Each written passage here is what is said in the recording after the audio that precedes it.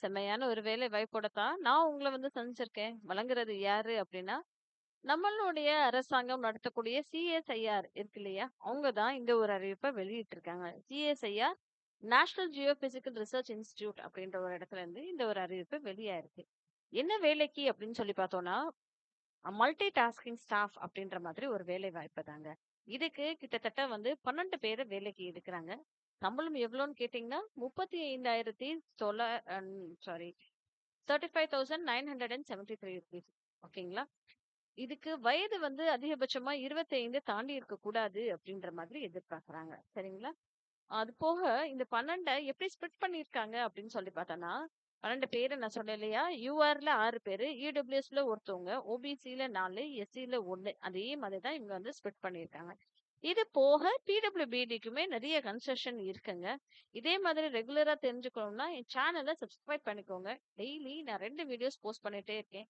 Please subscribe பண்ணுங்க. உங்க friends and ஃபேமிலிக்கும் அதிகபட்சமா ஷேர் பண்ணுங்க. யாராவது ஒருத்தவங்க லைஃப்ல செட்டில் ஆவாங்க. எல்லாருமே நல்லபடியா வாழ்வோம். ஓகேங்களா?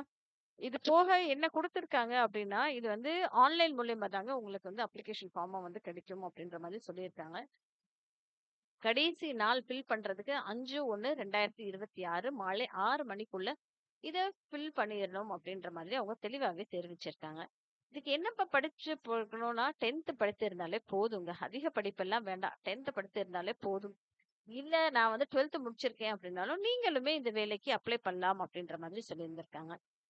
என்ன வேலை செய்ய போறீங்க அப்படின்னு சொல்லி பார்த்தோம்னா, ரெக்கார்ட் எல்லாம் மெயின்டெயின் பண்ணுவோம். இந்த நம்ம சுத்தபத்தமா வச்சுக்கணும். ஃபைல்ஸையும், டாக்குமெண்ட்ஸ ஒரு செக்ஷன்ல இருந்து இன்னொரு டிபார்ட்மென்ட்க்கு எடுத்துட்டு போகணும்.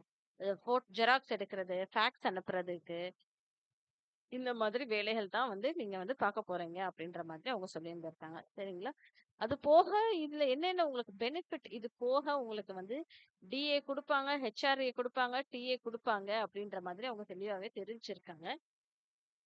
சோ இது எல்லாமே உங்களுக்கு இருக்கு. நேஷனல் பென்ஷன் சிஸ்டம்க்கு கீழயுமே நீங்க வருவீங்க அப்படின்ற மாதிரி அவங்க சொல்லியிருந்திருக்காங்க. மத்த கண்டிஷன்ஸும் அவங்க இங்க கிளியர் கட்டா குடுத்துருக்காங்க. ஒரு என்ன சொல்றது, ஒரு 30 பக்கத்துக்கு இந்த ஒரு டாக்குமெண்ட் இருக்குங்க. முழுசா படிச்சுட்டு இதுக்கு வந்து நீங்க அப்ளை பண்ணுங்க. ஒரு ரிட்டர்ன் எக்ஸாமினேஷன் இருக்கும் அப்படின்ற மாதிரி அவங்க சொல்லியிருக்காங்க. ஓகேங்களா? அதாவது எழுத்துத் தேர்வு. எழுத்துத் தேர்வுல நீங்க வந்து கிளியர் பண்ணணும் அப்படின்ற மாதிரி அவங்க சொல்லியிருந்திருக்காங்க. கிளியர் பண்ணீங்கன்னா உங்களுக்கு வேலை அப்படின்ற மாதிரி அவங்க தெளிவாவே தெரிவிச்சிருக்காங்க. இது போக வேற என்ன குடுத்துருக்காங்க அப்படின்னா, ஒரு இமெயில் அட்ரஸ் உங்களுக்கு ஆக்டிவா இருக்கணும் அப்படின்ற மாதிரி சொல்லியிருக்காங்க. ஏன்னா, அவங்க வேற உங்கள தொடர்பு கொள்ளணும் அப்படின்னா, அந்த ஒரு இமெயில் அட்ரஸ்க்கு தான் அவங்க உங்களுக்கு ஃபர்தரா அனுப்புவோம் அப்படின்ற மாதிரி சொல்லியிருந்திருக்காங்க. நீங்க வந்து இமெயில் அனுப்புற பட்சத்துல சப்ஜெக்ட் இருக்கு இல்லையா? Requirement rules for multi tasking staff in CSIR அப்படின்றது போட்டுட்டு நீங்க அவங்களுக்கு அனுப்புங்க அப்படின்ற மாதிரி சொல்லியிருந்திருக்காங்க. இன்ட்ரியம் என்கொயரில எதுவுமே வராது அப்படின்ற மாதிரி சொல்லியிருக்காங்க. சரிப்பா, இதுக்கு ஏஜ் லிமிட் இருக்கு அப்படின்னா எஸ்சி கேண்டிடேட்ஸ்க்குமே கொடுத்துருக்காங்க ரிலாக்ஸேஷன். எஸ்சி கேண்டிடேட்ஸ்க்கு வந்து 30 வயசு வரைக்கும் அப்ளை பண்ணலாம். எஸ்டி கேண்டிடேட்ஸ்க்கு 3 வயசு வரைக்குமே அப்ளை பண்ணலாம் அப்படின்ற மாதிரி அவங்க சொல்லியிருந்திருக்காங்க. சரிங்களா? அது போகவுமே எல்லாமே அவங்க டீட்டெயில்டா இந்த இடத்துல குடுத்துருக்காங்க. நீங்க படிச்சு பார்த்துக்கோங்க. பார்த்துட்டு நீங்க அப்ளை பண்ணுங்க. பிடபிள்யூபிடிக்கு தெளிவாவே குடுத்துருக்காங்க. அதிகபட்சமா உங்களுக்கு 35 வயது வரைக்குமே அப்ளை பண்ணலாம் அப்படின்ற மாதிரி அவங்க சொல்லியிருந்திருக்காங்க. இதே நீங்க எஸ்சி கேட்டகரியில வர்றீங்கன்னா, உங்களுக்கு வந்து 40 வயசு வரைக்கும் அப்ளை பண்ணலாம். ஓபிசினா 13 வயசு ரிலாக்சேஷன் எக்ஸ்ட்ராவா அப்படின்ற மாதிரி தெளிவா தெரிவிச்சிருக்காங்க. அது போக வேற என்ன குடுத்துருக்காங்க அப்படின்னு சொல்லி பார்த்தோம்னா, ஸ்க்ரைப வச்சும் நீங்க எழுதிக்கலாம் அப்படின்ற மாதிரி அவங்க சொல்லியிருந்திருக்காங்க. செலக்ஷன் அப்படின்னா பரீட்சை மூலியமா தான் நடக்கும் அப்படின்ற மாதிரி அவங்க தெளிவா தெரிவிச்சிருந்திருக்காங்க. எப்படி கேட்பாங்க அப்படின்னா, 10th ஸ்டாண்டர்ட்ல இருந்து தான் கொஸ்டின்ஸ் பெரும்பாலுமா வரும் அப்படின்ற மாதிரி சொல்லியிருக்காங்க. 180 கொஸ்டின்ஸ் இருக்கும். அதுல 2 மணி நேரத்துக்கு பரீட்சை எழுத போறீங்க. இதுல ஜெனரல் இன்டெலிஜென்ஸ்ல 25 கொஸ்டின்ஸ் இருக்கும். 75 மார்க்குக்கு இருக்கும் அப்படின்ற மாதிரி சொல்லியிருக்காங்க. தப்பான கேள்விக்கு, தப்பான பதிலுக்கு 1 மார்க் ரெட்யூஸ் பண்ணுவோம் அப்படின்ற மாதிரி தெளிவாவே தெரிவிச்சிருக்காங்க. அடுத்த வாய்ப்பு குவான்டிடேட்டிவ் ஆப்டிட்யூட் அப்படின்ற மாதிரி சொல்லியிருக்காங்க. இதுக்குமே 25 கொஸ்டின்ஸ் கேட்கும். 75 மார்க் அப்படின்ற மாதிரி சொல்லியிருக்காங்க. ஜெனரல் அவேர்னஸ்க்கு 50 கொஸ்டின்ங்க. இதுக்கு 150 மார்க். இங்கிலீஷ் லாங்குவேஜ்க்கு 50 கொஸ்டின் 150 மார்க் அப்படின்ற மாதிரி சொல்லியிருந்திருக்காங்க. மெத்தடாலஜியுமே தெளிவா தெரிவிச்சிருக்காங்க. எப்படி அப்ளை பண்ணணும்னா, ஆன்லைன் மூலியமா அப்ளை பண்ணும். நான் வெப்சைட் அட்ரஸ் சொல்லிடுறேன். https:// www.ngri.res.in